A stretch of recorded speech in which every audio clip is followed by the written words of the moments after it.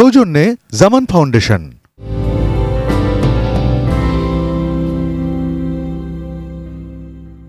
প্রিয় সুধী, আসসালামু আলাইকুম। এটিএন নিউজের প্রতিদিনের নিয়মিত বিশেষ আয়োজন শিল্প সাহিত্য ও সেলিব্রিটি শো কবিবাড়ি অনুষ্ঠানে আপনাদের সাদর আমন্ত্রণ। কবিবাড়িতে যেজন আসে গুণীজন, তারাই দেশের অমূল্য মানব ধন। এ কথার গুরুত্বকে অনুধাবন করেই আমাদের কবিবাড়ি অনুষ্ঠানে আমন্ত্রিত হয়ে উপস্থিত হয়েছেন দেশ বরেণ্য জীবন্ত কিংবদন্তি সঙ্গীত শিল্পী রফিকুল আলম। আর অনুষ্ঠানটির নিবেদক জামান ফাউন্ডেশন, আর অনুষ্ঠানটি উপস্থাপনা করছি আমি আসাদ কাজল। প্রিয় দর্শক, চলুন অতিথির সঙ্গে মূল আলোচনায় ফিরে যাই। রফিক ভাই, কেমন আছেন? আমি খুব ভালো আছি, আল্লাহর মেহেরবানিতে অনেক ভালো আছি। রফিক ভাই, ৮০-র দশককে বাংলাদেশে সঙ্গীতকে স্বর্ণালী যুগ হিসাবে বিবেচনা করা হয় সারা পৃথিবীতে, কিন্তু সেই স্বর্ণালী যুগ এখন তৈরি হচ্ছে না কেন? এটা অনেক বড় আলোচনার বিষয়, বুঝছো? আমি যেটা সঙ্গে সঙ্গে বলে দিলাম যে সারা পৃথিবীতে, ঠিক তাই। এইটার কোনো উপযুক্ত আমি উত্তর খুঁজে পাই না। অনেক গবেষণা করে দেখেছি, আমি অনেক তথ্য দেওয়ার চেষ্টা করেছি। সম্ভবত এর পেছনে প্রধান কারণটা হচ্ছে প্রযুক্তি। হ্যাঁ, প্রযুক্তিটা কেন? মানুষ ভাববে গানের সঙ্গে প্রযুক্তির প্রভাব কেমন করে? বরং প্রযুক্তি তো গানকে আরও উন্নতি সাধন করে, গানের সঙ্গীতের উন্নতি সাধন করে, নাটকের উন্নতি সাধন করে, প্রেজেন্টেশনের উন্নতি সাধন করে। গানের ক্ষেত্রে যেটা হয়েছে, যেমন ধরো এখন সত্যি ৮০ দশকের পর থেকে এই ধসটা নেমেছে সাধনার প্রতি উদাসীনতা। হ্যাঁ, একটা পারসিভিয়ারেন্স লাগে। আমি একটা শাস্ত্র, সঙ্গীত একটা শাস্ত্র। হ্যাঁ, এই শাস্ত্রের পেছনে কিছু সময় এবং মেধা যোগ করতে হয় এবং সময়। তো হয়েছে কি, এই তিনটে বিষয়কে আমাদের বর্তমান টেকনোলজি এক জায়গায় এনে ফেলেছে। তোমার কণ্ঠস্বর, তুমি একজন গায়ক নও, তুমি একজন কবি, তুমি একজন গায়ক নও, তোমাকে গায়ক হয়ে যাচ্ছি, তোমাকে গায়ক তৈরি করা ১ মিনিটের ব্যাপার প্রযুক্তির কল্যাণে। তাতে হচ্ছে কি, ধরো আমি যেমন ১০-১২ বছর আমাকে শাস্ত্রীয় সঙ্গীত সাধনা করতে হয়েছে, করার পর তারপরেও আমার শিক্ষাগুরুরা গান গাওয়ার সুযোগ অনুমতি দেয় না, বলে যে না, এখনও তোমার শিক্ষার দরকার আছে, এরপরে তুমি যদি সরাসরি পেশাতে নেমে যাও তাহলে মুখ থুবড়ে পড়বে। এই যে বিষয়টা আছে, এটা এখন আর প্রয়োজন হচ্ছে না। তাতে হচ্ছে কি, যে সামান্য প্রতিভার মানুষ, সেও প্রযুক্তির মই বেয়ে অনেক উপরে। তবে রফিক ভাই, আপনি একটা কথা বললেন প্রযুক্তি। আমি ব্যক্তিগতভাবে মনে করি যে প্রযুক্তি কানকে শান্তি দিতে পারে, কিন্তু হৃদয়কে কিন্তু শান্তি দেয় না। প্রযুক্তির যে কণ্ঠ, এটা ক্ষণস্থায়ী হয়, চিরস্থায়ী হয় না। আপনারা কিন্তু প্রযুক্তি নির্ভর ছিলেন না, আপনারা প্রতিভা নির্ভর ছিলেন এবং কণ্ঠ নির্ভর ছিলেন। এই জন্যেই আপনাদের গান এখনো টিকে আছে, আমি এটাই মনে করি। এই কারণে আমি প্রসঙ্গটা তুললাম। আরও একটা বিষয় আছে, শুধু প্রযুক্তির এই অভিশাপ আনেনি, আর একটা কী আছে জানো? সারা পৃথিবীতে ওই একটা শব্দ বেরিয়েছে, যেটার বাংলা উপযুক্ত শব্দ আমার জানা নেই। কর্পোরেট ওয়ার্ল্ড বলে একটা জিনিস এসেছে, কর্পোরেট কালচার বলে একটা জিনিস এসছে, কর্পোরেট এন্টারপ্রাইজ বলে এক জিনিস এসছে। অর্থাৎ আমি লগ্নিকারক, আমি যা বলবো তুমি তাই করবে। আমার ভালো লাগছে না তোমার এই গান, আমার বৈশাখী মেঘের কাছে শুনবো না ভাই, তুমি ওই যে গিয়েছো একটা একই খেলা চলছে হরদম, ওইটা করো। এইটা যদি এখন সারা পৃথিবীতে এই কর্পোরেট কালচারটা একেবারে আমাদের শিল্প সাহিত্য সংস্কৃতিকে গ্রাস করে নিয়েছে, এইটা একটা বিষয়। তোমার প্রথম প্রশ্নের উত্তর, এতগুলো কথা বলতে হলো আমাকে। রফিক ভাই, আপনি জানেন যে চলচ্চিত্র সেন্সর বোর্ড রয়েছে, কিন্তু সঙ্গীত সেন্সর বোর্ড নেই। এখন কি সঙ্গীত সেন্সর বোর্ড হওয়া জরুরি, যাতে প্রকৃত গান জনসম্মুখে স্থান পায়? তুমি যে কথাটা বলেছো, ওটা চমৎকার একটা প্রস্তাবনা। আমার মুখ থেকে বেরোলে সেটা আরও ভালো হতো। তুমি একজন কবি মানুষ, তুমি শিল্প সাহিত্যের মানুষ, তোমার ভেতর থেকে চিন্তাটা এসছে, অত্যন্ত সাধুবাদ জানাই তোমাকে। তবে হয় কি, এখন আমি যদি সেন্সর লাগিয়ে দিই গানের পেছনে, তাহলে যে পরিমাণ এস্টাবলিশমেন্ট লাগবে, যে বড় বড় সংগঠন লাগবে, হ্যাঁ, তুমি একটা নীলফামারীতে বসে কিংবা তুমি যে কোনো প্রত্যন্ত অঞ্চলে বসে একটা কম্পিউটারে বসে গান ডাউনলোড করে, সেতার ডাউনলোড করে, গিটার ডাউনলোড, তবলা ডাউনলোড করে গেয়ে দিচ্ছ, ওটা আমি পৃথিবীর সর্বত্র ছড়িয়ে দিতে পারছি। তুমি সেন্সর বসাবে কী করে? খুবই মুশকিল। ওই যে প্রযুক্তি এত সহজলভ্য হওয়াতে স্ক্রুটিনি জিনিসটা, অর্থাৎ যেটাকে যাচাই বাছাইয়ের ব্যবস্থাটা থাকে সারা পৃথিবীতে, সেইটা একেবারে ডিনাউন্স হয়ে গেছে, অনেক নিচে নেমে গেছে, সম্ভবই হচ্ছে না। এমনকি চলচ্চিত্রও তো তাই হচ্ছে। চলচ্চিত্রের যে সেন্সর বোর্ড আছে, একবার আমি সেন্সর বোর্ডের মেম্বারও হয়েছিলাম, তো সেটা সমালোচনার এই তোমার আলোচনার বাইরে। তবে একথা ঠিক, এখন তোমার সেন্সর বোর্ড দিয়েও চলচ্চিত্রকে নিয়ন্ত্রণে রাখা যাচ্ছে না। ওই প্রযুক্তি, আমি ফিল্ম বানিয়ে ওটিটি দিয়ে দিলাম, আমি ফিল্ম বানিয়ে কোনো বড় একটা পোর্টালে দিয়ে দিলাম, মানুষ দেখবে। ফলে সেন্সরশিপটা এখন আর কার্যকরী নয়। তুমি সেন্সর বলছো কেন? অডিশন সিস্টেমটা, আমরা অডিশন আমি 2বার ফেল করেছি, তোমার হচ্ছে না, গান হয় না, কী দুঃখ। হ্যাঁ, অর্থাৎ আমার অডিশন বোর্ডে যারা আছে তাদেরকে আমি স্যাটিসফাই করতে পারিনি। আমার অডিশন বোর্ডের মেম্বাররা বের হয়ে এসে বলছে তুমি তো ভালো গাও, কিন্তু তোমাকে তো মার্ক দিতে পারলাম না। অর্থাৎ আমাদের স্ক্রুটিনির, ভালো বাংলা মনে পড়ছে না আমার, স্ক্রুটিনি জিনিসটা ছিল খুব আইডিয়াল, খুবই আদর্শিক ছিল। প্রত্যেকটা মানুষ অডিশন বোর্ডে যারা থাকতেন তারা অত্যন্ত জুডিশিয়াসলি কাজ করতেন, অত্যন্ত সততার সঙ্গে কাজ করতেন। তারপরে ফলে এখন তো অডিশনের ব্যাপারটাও তো সম্ভব হচ্ছে না। স্ক্রুটিনি কি বলে, তুমি যেটা সেন্সর বললে, সেটা তো অনেক দূরের। তাহলে রফিক ভাই, একজন শিল্পীকে আপনি কি মেসেজ দিবেন? একজন শিল্পী হতে হলে কি কি প্রস্তুতি এবং যোগ্যতা থাকাটা খুব জরুরি বলে এইটা তুমি একটা মূল্যবান কথা বলছো। এই প্রশ্নটার সম্মুখীন আমাদের এই বয়সে এসে খুবই বেশি এই প্রশ্নের সম্মুখীন হতে হয়, খুবই সঙ্গত কারণে। দেখো, এখন পরামর্শ দেওয়া একটু কঠিন, কারণ আমি যদি বলি একটা ছেলেকে যে তুমি ভাই ডেইলি 1 ঘন্টা রেওয়াজ করবা, তুমি এখনই গান রেকর্ডিং করবে না, তোমার গলাটা আগে ঠিক করো, হ্যাঁ, সে আমার 2-3 বার কথাটা শুনে তারপর আমার সামনে আসবে না, কারণ তার কাছে তো অন্য অপশন আছে।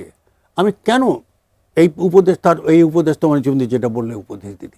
তবে হ্যাঁ, এই কথা ঠিক, স্থায়ীভাবে কেউ যদি শিল্পী হতে চায়, আমি শব্দটা ব্যবহার করলে স্থায়ী, অর্থাৎ শিল্পী হয়ে আমি 10-12টা গান করলাম, 2-3টা গান মানুষ পছন্দ করলে তারপরে ঝরে পড়লাম, এরকম শিল্পীর সংখ্যা বেশি। এটা যদি কেউ হতে চায়, তাকে আমি এই উপদেশ দিতে পারবো না। কিন্তু সত্যি একজন পেশাদারি বললে ভুল হবে, একজন উপযুক্ত একজন শিল্পী হতে চায়, যে আমি গানকে আমার নেশা, পেশা এবং আমার যে যাবতীয় প্রতিভার বিকাশের পথ হিসাবে নেব, তাহলে ভাই তাকে আমাদের পদ্ধতিতে আসতে হবে, রেওয়াজ করতে হবে, শাস্ত্রীয় সঙ্গীত একজন গুরুর নির্দেশনা মানতে হবে, এবং প্রাত্যহিক না হলেও সাপ্তাহিক একটা প্র্যাকটিস, অর্থাৎ রেওয়াজ, যে কথাটা আমরা বলি রেওয়াজটা ফার্সি শব্দ, প্র্যাকটিস করতে হবে। প্র্যাকটিস ছাড়া কিন্তু তোমার গলা নিয়ন্ত্রণে থাকবে না। আপনি যে প্র্যাকটিসের কথা বললেন এবং উপদেশের কথা বললেন, কিন্তু আপনি জানেন আগে শিল্পীদের মধ্যে একটা গুরুমুখী ছিল, তরুণ শিল্পীরা গুরুমুখী ছিল, এখন কি সেই গুরুমুখী বলবৎ আছে বলে আপনি মনে করেন? একই উত্তর, তার তো গুরুমুখী হওয়ার দরকার নেই। আমার গুরুমুখী তো আমার ইন্টারনেট, গুরুমুখী তো আমার বিভিন্ন পোর্টাল, বিভিন্ন অ্যাপস, সেই তো আমার গুরু। হ্যাঁ, হয়ে যাচ্ছে না, এটা খুব নিষ্ঠুর কথা, এটার বিরুদ্ধে বলছি না, কিন্তু আমি বলছি না যে একটা গায়ক একটা অ্যাপ ধরে সে প্র্যাকটিস করুক, কিংবা কোনো একটা পোর্টালে একজন বড় মানুষ, আমার মতো মানুষ পরামর্শ দিচ্ছে এইভাবে প্র্যাকটিস করে, এইভাবে শেখো। আমি বলছি না এটার বিরুদ্ধে, কিন্তু সত্যি গুরুমুখী শব্দটা এখন কিন্তু চলবে না, গুরুমুখী কেউ হতে পারবে না, হবে না। রফি ভাই, এবার আমরা একটু ব্যক্তিগত প্রশ্নে যাব। শিল্পীরা সংসার বিভাগী হন, কথিত আছে, আপনি কি সংসার বিভাগী? অনেকখানি। কেমন? অনেকখানি। যেমন ধরো, একজন সংসারী মানুষকে একেবারে সূর্যোদয় থেকে সূর্যাস্ত পর্যন্ত অনেক মেপে চলতে হয়। হ্যাঁ, আমিও সেই মেপে চলি, কিন্তু একজন সাধারণ যে ক্যারিয়ারিস্ট একজন মানুষ, যে অনেক অর্থ উপার্জন করতে চায়, অনেক কিছু পেতে চায়, তাকে যে পরিমাণ নিয়ম মাফিক চলতে হবে, আমি সেই নিয়ম আমার স্ত্রী তিনিও একজন বড় শিল্পী, আমার ছেলেও একজন শিল্পী। ফলে আমরা যদি ওই নিয়মের, সংসারের নিয়মের মধ্যে ঢুকে যাই, তাহলে কিন্তু চর্চাটা সাংঘাতিকভাবে ফেল করবে। আমি কখন গান হঠাৎ করে আমার মনে হলো যে এখন আমার গান গাইতে প্রচণ্ড ইচ্ছা করছে, আমি তখন আর কিচ্ছু করতে পারবো না, আমি তখন আমার কিছুই করতে পারবো না, এখনও সম্ভব হবে না, তার ইচ্ছেও করবে এবং উচিত নয়। যখন আমার প্রচণ্ড প্র্যাকটিস করতে ইচ্ছে করছে, আমার ছেলেটা যখন হঠাৎ করে ওর পিয়ানোর উপর হাত পড়ে যায়, ওকে তখন খেতেও বলা যায় না। তো এটা তো হলে তো আর 2-10টা মানুষ যেভাবে সংসার চালায় সে তো চালাতে পারবে না। ফলে আমরা অনেকখানি সংসার বিমুখ, এই কথাটা অনেকখানি। তার অর্থ এই নয় যে আগের দিনের মতো শিল্পীরা চলে যেত জঙ্গলে, আখড়ায় চলে যেত, ওই রকম জীবনযাপন। আপনি সংসার বিভাগী কিন্তু দায়িত্বহীন না সংসার। এক্স্যাক্টলি, চমৎকার বলেছো তুমি। সংসার বিভাগই ঠিক না হলেও খুব সংসারী নই, কিন্তু দায়িত্বহীন নই। দুইজন প্রিয় তরুণ শিল্পীর নাম বলতে হবে, দুইজন প্রবীণ শিল্পীর নাম আপনার বলতে হবে। প্রবীণদের নাম তো অনেক, আমাদের দেশের শিল্পী দুইজন কথা বলবেন। বলি, দুজনের শিল্পীদের নাম বলি আমি। যেমন ধরো, আমি জীবিত যারা আছেন তাদের কথা বলছি। যেমন ধর সৈয়দ আব্দুল হাদী সাহেব, সাংঘাতিক একটা, ওনার যে কণ্ঠ সম্পদ, ওর যদি আমার আরও অর্ধেক থাকতো তাহলে আমি আরও অনেক বেশি গান করতে পারতাম।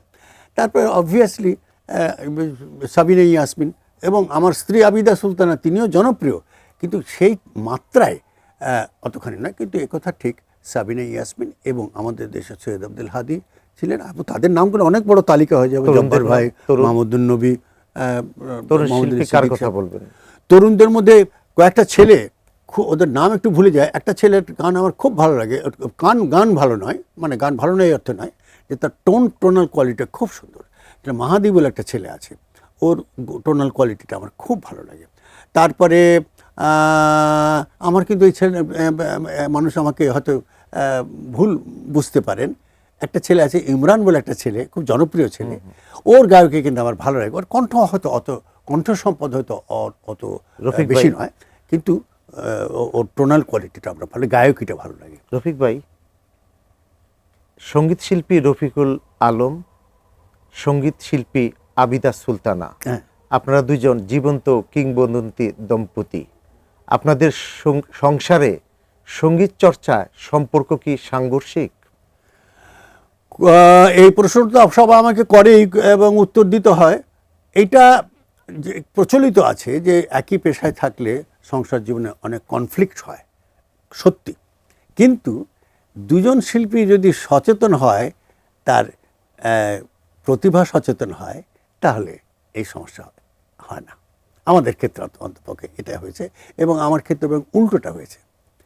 অনেক কিছু আমার স্ত্রী আবিদা সুলতানার মাধ্যমে আমার মানে কি বলবো, আমার গায়কির পরিবর্তন হয়েছে, আমার উচ্চারণ পদ্ধতির পরিবর্তন হয়েছে। হ্যাঁ, তারপরে আমার প্রেজেন্টেশনেরও অনেক পরিবর্তন হয়েছে আমার স্ত্রীর মাধ্যমে, তার পরামর্শ। হ্যাঁ, সেও তার বড় শিল্পী, তার পরামর্শটা অনেক কাজে লেগেছে। ইকুয়ালি আমি যখন বলেছি না তোমার এই জায়গাটা এইভাবে সুরটা লাগালে ভালো হয়, এটা তার লাভ হয়েছে। ফলে সাংঘর্ষিক কথাটা ঠিক, কিন্তু ওই যে একটা কথা বলে, একটা থিওরি, যে যদি দুজনই তার নিজের প্রতিভা সম্পর্কে ধারণা থাকে, তাহলে এই সংঘর্ষটা হয় না। দোষ গুণ নিয়ে মানুষ। হ্যাঁ, আপনার একটি গুণ বলতে হবে, একটি দোষ বলতে হবে। এতে বিপদে পড়লাম। দোষ আমার অনেকগুলো। হ্যাঁ, যেমন ধরো ওই বললাম, একজন উপযুক্ত সংসারী মানুষ নই, এবং আর একটা দোষ আমার আছে, সেটা হচ্ছে কি, আমি অবান্তর কথা বলা পছন্দ করি না, খুব অপছন্দ করি। বিনা কারণ একটা লোক এসে নিজের সম্পর্কে বলেই যাচ্ছে, এভরি থার্ড সেন্টেন্স তার নিজের সম্পর্কে, যেটা আমি খুবই অপছন্দ করি। এটা খুব দোষ। সমাজে চলতে গেলে এই ধরনের জিনিসগুলো মানে মেনে নিতে হয়, কিন্তু আমি মেনে নিতে পারি না। আমি বলে ফেলি, এই ভাই ফালতু কথা বলো না তো ভাই, যাও। এটা খুব খারাপ। এটা আমাদের শিল্পী জীবনে অনেক খারাপ দিক তৈরি হয়ে যায়। সফল মানুষ বলতে কি বোঝেন? আপনি কি ব্যক্তি জীবনে সফল মানুষ বলে বা সফল শিল্পী হিসাবে নিজেকে দাবি করেন? না, আমি দেখো, একজন শিল্পী যখন নিজেকে সফল শিল্পী হিসেবে দাবি করে ফেলবে কিংবা মনে করবে, ওই মুহূর্তে সেই শিল্পীর মারা যাবে।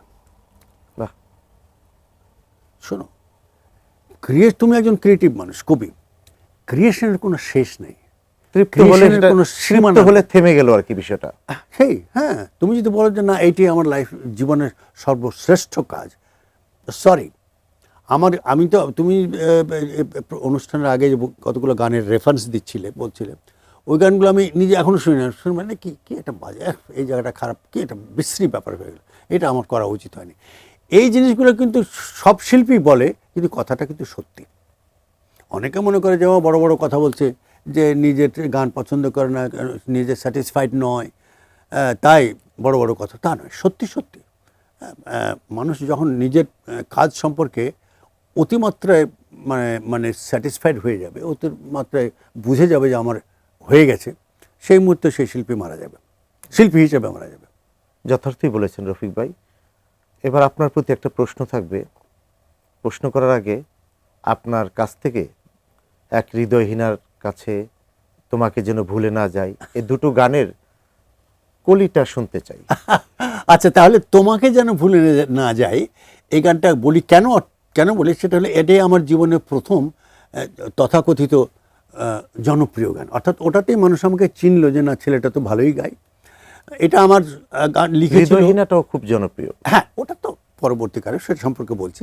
তোমাকে যেন ভুলে না যায় গানটা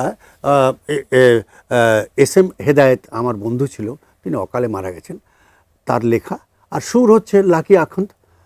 ওর সঙ্গে স্বাধীনতা যুদ্ধকালীন স্বাধীন বাংলা বেতার কেন্দ্রে একসঙ্গে ছিলাম, সেখানে বন্ধুত্ব। এবং স্বাধীনতার পর যখন আমি বাংলা একাডেমিতে যোগদানের 6 মাসের মধ্যে বলে, তোকে দিয়ে তো একটা গান করতে হবে, হোম সার্ভিসের আধুনিক গান। তো ও যে গান করে, যে ধরনের গান করে, ঠিক অন্য ধরনের একটা গান করলো, একটু রাগধর্মী গান। গানটা করছি আমি, গানটা আমার গায়কের সঙ্গে চমৎকার মিলেছিল।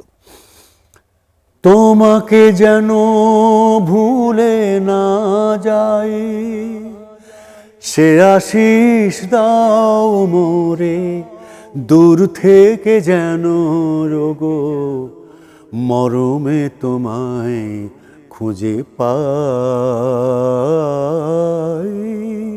তোমাকে যেন ভুলে না যাই, এরকম। তো এই গানটা আমার আধুনিক গানের মধ্যে, অনেকেই বলেন, আমার যারা নমস্য শিল্পী আমাদের ছিলেন, এই মোহাম্মদ আলী সিদ্দিক ভাই, নবী ভাই, হাদি ভাই, জব্বার ভাইরা বলতো যে দেখো, আমরা তো গান করি, তো আমাদের গানের চাইতে কিন্তু তোমার এই গানটার কিন্তু স্টাইলটা কিন্তু ডিফারেন্ট, তুমি কিন্তু স্বাধীনতার পর একটা নতুন স্টাইল আনতে পেরেছো। এটা কথা ঠিক। আমি, সুবীর নন্দী এবং আমাদের নিয়াজ আধুনিক বাংলা গানকে একটা ফর্ম চেঞ্জ করতে পেরেছি, এটা আমাদের কৃতিত্ব। এক হৃদয়হীনা হলো কি, তখন এফডিসিতে আমার জীবনের প্রথম একটা ফিল্মের গান করছি, মানে কাঁপাকাঁপি শুরু হয়েছে, ফিল্মি গান, এবং ফিল্মে আসাটা আমার কাছে এত আকস্মিক, আমি কেবল আমার তোমাকে যেন ভুলে না যায় গানটা একটু মানুষ পছন্দ হয়েছে, তার মধ্যেই সত্যদা, আমি তাকে দ্বিতীয় পিতা বলে মনে করি। পিতৃত্ব যদিও আমাদের ধর্মে অন্য পিতৃত্ব গ্রহণ করার অ্যাপ্রুভ করে না, অনুমোদন দেয় না, উনি বললেন যে তোমাকে দিয়ে একটা ফিল্মের গান করব। আমি তো খুবই আশ্চর্য হলাম, কারণ তখনকার দিনে ফিল্মে তারাই গান গাইতে পারতো যারা বহুদিন গান গেয়ে এসছে, জনপ্রিয়তা পেয়েছে, স্ক্রিনে গান গাওয়ার একটা অভিজ্ঞতা এসছে, এরকম একজন শিল্পীকে নেওয়া হতো। আমাকে তখন বাংলা একাডেমিতে চাকরি করি, রেকর্ডিং করছি, রেকর্ডিংতে খুবই ভালো হলো গানটা, ওটাও একটা বিখ্যাত গান, এরকম আছে, আমায় বন্ধু মাফ করে দাও, অতিথি ছবিতে, সত্যদার সুর এবং গাজী ভাইয়ের লেখা। তো ওখানে রেকর্ডিংয়ে আলাউদ্দিন আলী, আমাদের সেই প্রবাদ পুরুষ, বাংলাদেশে প্রবাদ পুরুষ কজন আছে তাদের মধ্যে আলাউদ্দিন আলী, উভয় বঙ্গে, অর্থাৎ বাংলা ভাষাভাষী যত সঙ্গীত পরিচালক আছে তার মধ্যে অন্যতম শ্রেষ্ঠ একজন সঙ্গীত পরিচালক হচ্ছে আলাউদ্দিন আলী। সে তখন মিউজিশিয়ান, বেহালা বাজায়। আমার এফডিসিতে তখন একটা ফ্লোরে রেকর্ডিং হতো, ওরা শুনছে, শোনার পর আমার গান রেকর্ডিং হওয়ার পর দেখে বড় বড় চুল, একটা কালো করে ছেলে, খাটো করে একটা ছেলে, এই ভাই আপনি কোথায় থাকেন? আমি জানার মতো, ভাই রাজশাহী থেকে এসেছি, এই বাংলা একাডেমিতে চাকরি করি, আপনি একটু আমার সঙ্গে কথা বলবেন?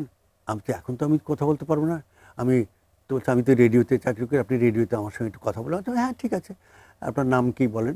আলাউদ্দিন আলী। সে বলল, দেখা হওয়ার, রেডিওতে দেখা হওয়ার পর বলে যে আপনার জন্য একটা গান করে রেখেছি, গানটার প্রথম লাইনটা আমিই লিখেছি, এক হৃদয়হীনার এক হৃদয়হীনার কাছে। তো আমার খুব অপছন্দ হলো, কে ছেলেটা রে বাবা, নতুন ছেলে কে? এখন তখনকার দিনে মীর কাসেম খান সাহেব, খন্দকার নুরুন ভাই, এরা সব বড় বড় সঙ্গীত পরিচালক। আমি যে আচ্ছা ঠিক আছে, কিন্তু গানটা প্রথম লাইনটা শুনে আমার খুব ভালো লাগলো। শুনবো সে গান। এই গানটা এরকম, পরবর্তীকালে খুবই জনপ্রিয়তা পায় এবং একটা ভালো গান হিসেবে স্বীকৃতি পায়। গানটা ছিল এরকম, অনেকে হয়তো শুনে থাকবেন। এক হৃদয়হীনার কাছে হৃদয়ের দাম কি আছে? সে আছে নিজকে নিয়ে, আমি তো আপন, দোষেই পেলাম শুধু অথৈ যন্ত্রণা। এক হৃদয়হীনার কাছে হৃদয়ের দাম কি আছে? হ্যাঁ, পশ্চিমবঙ্গের শিল্পীরা এই গানটা খুব পছন্দ রফিক করে। ভাই, আপনার ব্যক্তিগত জীবনে কোনো আপনার হৃদয়হীনা আছে? আমার স্ত্রী হাফিজা সুলতানা, গান তার সঙ্গে যখন কোনো বিয়ের আগে যখন একটু মন কষাকষি হলো, তো তখন বলতাম আচ্ছা কি নিষ্ঠুর মেয়েটারে, কথা বললো না, চলে গেল, আমাকে খোঁজ খবর নিল না, এই ধরনের। এখন তো আর হৃদয়হীনা নেই। না না, সেটা তো এখন। রফিক ভাই, আমাদের সময় স্বল্পতায় আচ্ছা। আমাদের আলোচনার ইতি টানতে হবে। আমাদের কবিবাড়ি অনুষ্ঠানে আমন্ত্রিত হয়ে উপস্থিত হওয়ার জন্য আপনার প্রতি কৃতজ্ঞতা জানাচ্ছি। আমি কৃতজ্ঞতা জানাই দুটো কারণে। এটিএন নিউজকে ধন্যবাদ জানাতে চাই, এমন একটা চমৎকার আয়োজনে আমাকে ডাকা হয়েছে। দ্বিতীয়টা হলো কবিবাড়ি এত চমৎকার একটা অনুষ্ঠানের নাম হতে পারে আমি কিন্তু কোনোদিন ভাবিনি। আমি কিন্তু তোমাদের অনুষ্ঠানটা একবার দেখার আমার সুযোগটা হয়নি, শুনেছি, কিন্তু কবিবাড়ি আমি জানতাম যে কবিদের নিয়ে, কিন্তু এত চমৎকার নামকরণ সত্যি একটা খুবই প্রশংসনীয় বিষয়। প্রিয় দর্শক, এতক্ষণ কথা বলছিলাম দেশের জীবন্ত কিংবদন্তি সঙ্গীত শিল্পী রফিকুল আলমের সঙ্গে।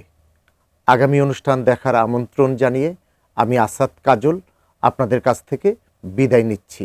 আল্লাহ হাফেজ।